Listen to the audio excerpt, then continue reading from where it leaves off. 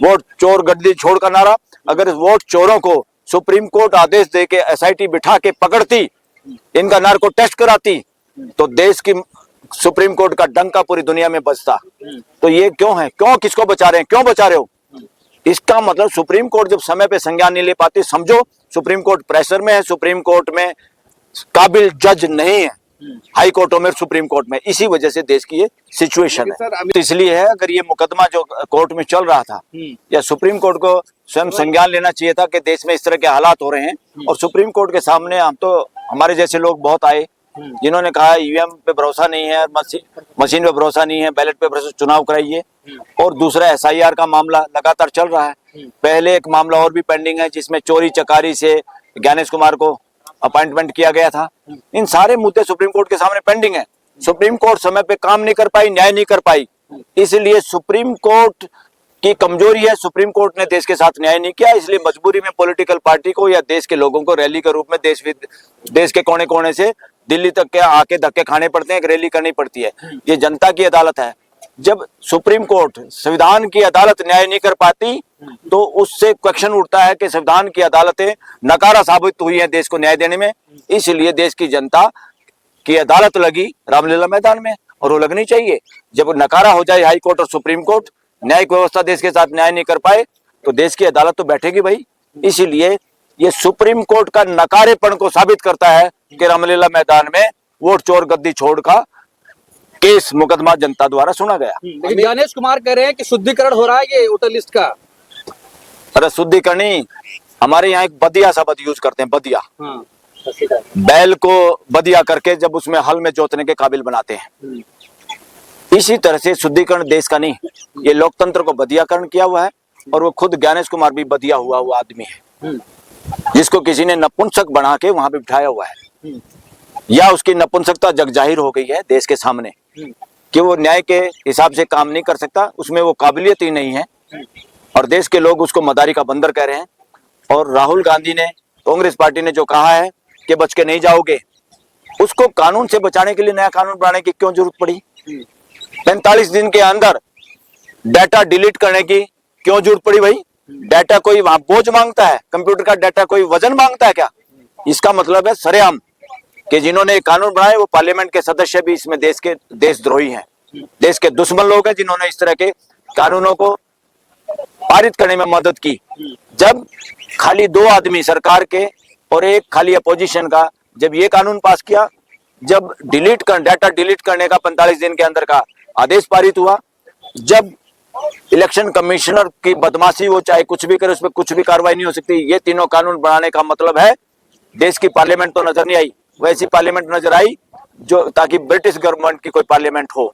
इसलिए उस पार्लियामेंट में बैठे हुए सारे पार्लियामेंटेरियन, देश के लोग, अपने अपने हल्के के लोग, देखो तुम्हारा एमपी कौन था, कौन कौन लोग थे उसमें इन कानूनों को पारित करवाने में, वो देशद्रोही लोग हैं। उनको फ्यूचर में किसी भी सूरत में जीत के आने मत दो, अगर तुम सच्चे देशभक्त हो तो। लेकिन ज्ञानेश कुमार कह रहे हैं जब ये शुद्धिकरण हो जाएगा फख्र होगा आपको ज्ञानेश कुमार पर। अरे शुद्धिकरण, किसी की भी वोट 2 जगह ना हो, किसी की भी गलत आदमी की वोट ना डुप्लीकेट, इसको कोई भी नहीं चाहता, पूरा देश नहीं चाहता। ज्ञानेश कुमार कहाँ ठेकेदार इसका? ये तो देश नहीं चाहता भाई। मगर तुम जल्दबाजी में इलेक्शन के समय ऐसा क्यों करते हो? पूरा साल तुम्हारे साथ पास है, ईमानदारी से काम करो। और जो आदमी गलत तरीके से वोट, सिर्फ उनकी जांच करो, सबको दोबारा फॉर्म भरने पे क्यों आप आमदा है? अब दोबारा से कहो कि सब अपना जन्म प्रमाण पत्र भी पूरा देश दोबारा बनवाएगा, क्या करेगा देश? कितना दुखी होगा देश। क्या है, इस तरह के जनप्रतिनिधियों को, इस तरह की सरकार को नहीं बदलेगा? देश में संविधान की व्यवस्था को मजबूत करने की बजाय ये मुस्टंडे लोग देश के अंदर शासन व्यवस्था को लागू करने पे ज्यादा ध्यान दे रहे हैं, अपने आप को शासक समझ रहे हैं और देश का बेड़ा गर्क कर दिया, लोकतांत्रिक मूल्यों और सिद्धांतों के खिलाफ चल रहे हैं। देश को जागरूक होना चाहिए, सारी पॉलिटिकल पार्टियों को भी जागरूक होना चाहिए। पॉलिटिकल पार्टियां भी ज्यादातर शासन मानसिकता से ग्रस्त हैं, इंटरनल डेमोक्रेसी का नाम नहीं, युवा और अच्छे लोगों का वहां काम नहीं, सब अपने घिसे पीटे वही लोगों को चारों तरफ मंडलियां लेके घूम रहे हैं। इसलिए सभी पॉलिटिकल पार्टियों में सुधार की जरूरत है। सभी पॉलिटिकल पार्टियों में अगर इंटरनल डेमोक्रेसी नहीं तो उनकी रजिस्ट्रेशन तुरंत रद्द होनी चाहिए। किया वो अपनी जजमेंट के जरिए कि ऐसे में इनके रजिस्ट्रेशन बंद नहीं हो सकते। वो एक काला कानून है, काला फैसला है सुप्रीम कोर्ट का। सुप्रीम कोर्ट पे उसे पुनर्विचार करना चाहिए। सुप्रीम कोर्ट तो कोई भी काम है संवैधानिक होता है या संवैधानिक मूल्यों और सिद्धांतों के हिसाब से नहीं होता, हर उस काम में जुडिशियल रिव्यू करने की जरूरत है। तो सुप्रीम कोर्ट में इसमें डरने की कहाँ जरूरत है? सुप्रीम कोर्ट फूंक मार मार के क्यों कदम रखती है? सुप्रीम कोर्ट में अगर जिम्मेदार लोग नहीं है, हिम्मत नहीं है, तो घर जाओ भाई अपना छोड़ के, काहे को बोझ बन रहा हो।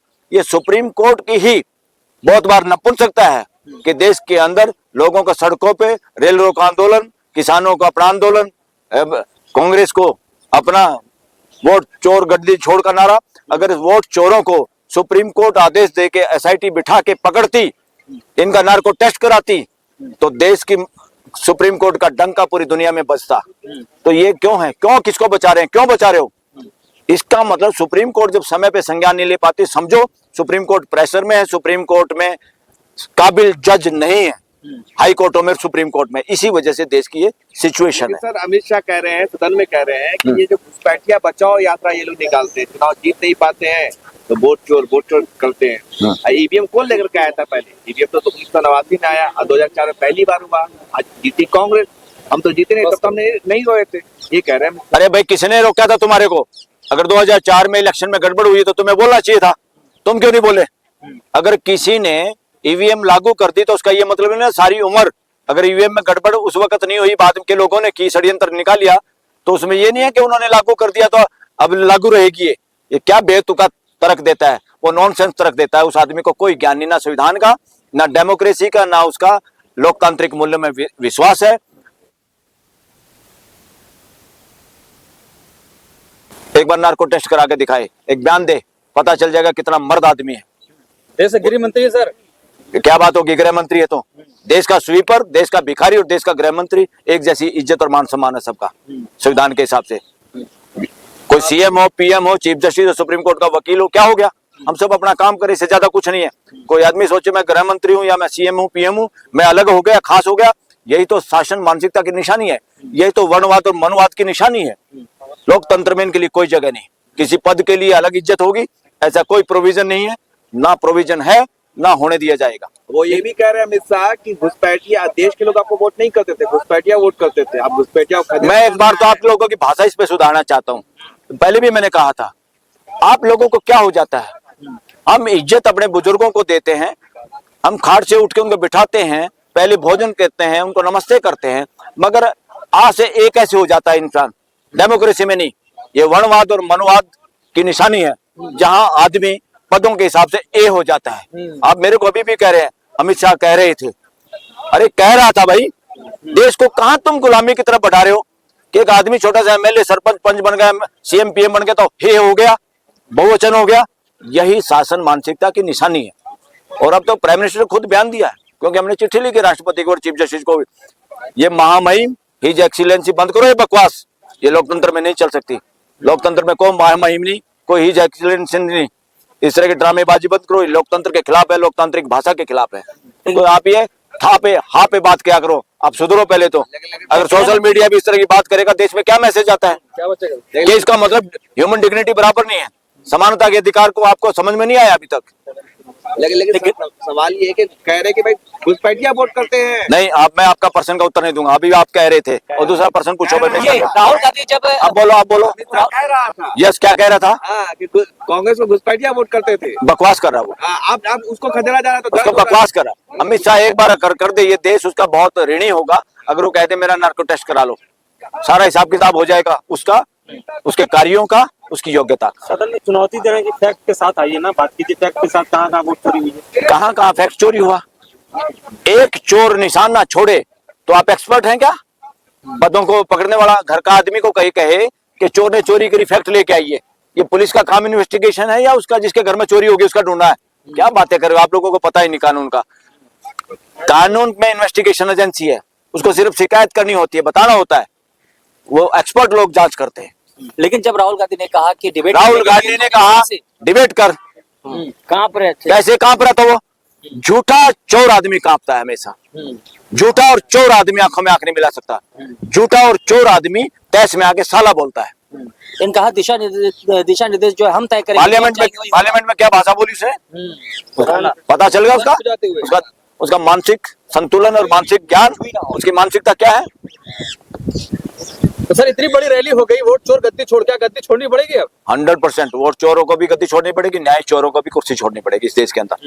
संजय सर हिरासत में मामला आया है, कोर्ट ने ईडी की जो चार्जशीट थी सुनवाई करने से इनकार कर दिया, कैसे देखते हैं इसको? कोर्ट को ईडी हो, इनकम टैक्स हो, जो लोगों को पॉलिटिकली जाल में फंसाना चाहते हैं या लोगों के फंडामेंटल राइट को रोंदना चाहते हैं, पॉलिटिकल वेंडेटा की वजह से जिनको केस और ये किया जाता है, मिसयूज करना चाहते हैं कोर्टों का। कई जगह इन्होंने कोर्टों का मिसयूज किया है, जैसे गुजरात में कोर्टों का मिसयूज किया था, तो एक जज का मिसयूज किया था जब राहुल गांधी को 2 साल की सजा दी थी, फिर घर भी छीन लिया था, सदस्यता भी छीन ली थी, और उस जज को एकदम दूसरे सीनियरों को इग्नोर करके उसको प्रमोट कर दिया था।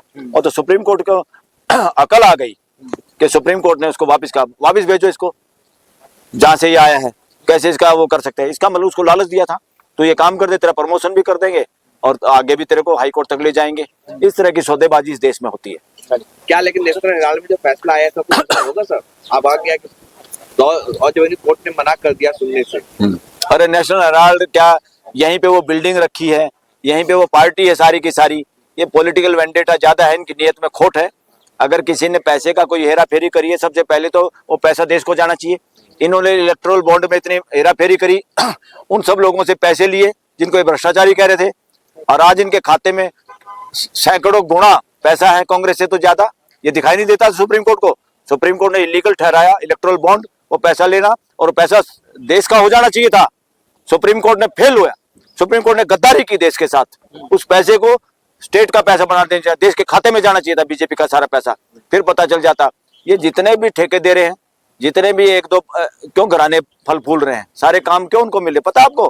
क्योंकि वहीं से 2 नंबर, वहीं से सारा पैसे का जुगाड़ इलेक्शन में, कि हम पाक साफ रहे, हम पैसों को हाथ भी नहीं लगाए, ये अपने आप में पैसे पहुंचा देंगे, अपने आप एमएलए खरीद लेंगे, अपने आप लोगों को शराब बांट लेंगे, अपने आप ये कर लेंगे।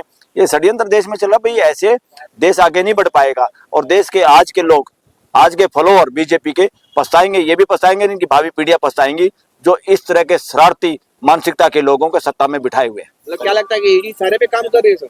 100% ईडी कौन सी ईमानदार है? ईडी में तो जो आदमी लगाए जाते हैं, इनके प्रमुख लोग भी, वो सारे सपारसी चाटू और इस तरह के कमजोर चरित्र के लोग होते हैं जो इनके इशारे पे नाचते हैं। लेकिन 2 दशक से ये दूसरों के कंधे पे बंदूक रख के काम करते हैं दोनों। इनका मोडस ऑपरेंडी ऐसे ही रहा गुजरात में भी। गुजरात के लोग भी पछताएंगे, कितने दिन ये वहां रहे, वहां भी ये लोग षड्यंत्र कर करके सत्ता में बने रहे। इनकी पोल थोड़ी बहुत यहाँ खुली है, इन्होंने देश का भी वही हाल किया उसी तरह से। बात उसकी नहीं है, सरकार में तो कोई ना कोई रहेगा। बात यहाँ नरेंद्र मोदी और किसी राहुल गांधी XYZ की नहीं है। बात यहाँ है, जो भी आदमी जनप्रतिनिधि है, जनप्रतिनिधि वाले पोस्टों पे बैठा है, उसकी जिम्मेदारी है वो बैठ के षड्यंत्र नहीं कर सकता राजाओं की तरह कि मैं ही बना रहूंगा इसलिए भाई को मार दो, बाप को मार दो, फलाना कर दो। ये भी तो क्या है, देश के नागरिकों को मारने के समान है। अगर तुम गलत तरीके से किसी की आवाज दबाना चाहते हो, उन पे मुकदमे चलाना चाहते हो या विरोधियों पे मुकदमे करना चाहते हो। राहुल गांधी देश का लीडर नंबर 2 है। लीडर नंबर 2 कोई अमित शाह एंड कंपनी नहीं है। अपोजिशन का लीडर इस देश का लीडर नंबर 2 है। उसको सारी बातें बताना प्रधानमंत्री की ड्यूटी है। संविधान में लिखा भाई राष्ट्रपति को बताएगा, राष्ट्रपति को तो क्या पता। इस देश की राष्ट्रपति लगता है आपको इतनी समझदार है, प्राइम मिनिस्टर से कुछ पूछ सकती है? वो बेचारी अपने मेहमान तो अपनी मर्जी से बुला नहीं सकती। तो लोकतंत्र के अंदर हमारे यहाँ शासन तंत्र नहीं है। लोकतंत्र में लीडर नंबर 2 को हमेशा, दूसरे नंबर पर जो लीडर है देश का, उसको हर बात में कॉन्फिडेंस में लेना प्राइम मिनिस्टर की ड्यूटी है, मर्जी नहीं है। क्योंकि सरकार किसी प्राइम मिनिस्टर के बाप की बपोती नहीं होती और सरकार किसी अपोजिशन लीडर के बाप की भी बपोती नहीं होती। सरकार जनता की बपोती है, 145 करोड़ की बपोती है, जिसको कोई भी हिंदू मुसलमान, अगड़े पिछड़े, मनुवादी, नॉन मनुवादी, इस में बांटने वाले जो भी लोग हैं वो देश के दुश्मन है। ठीक है।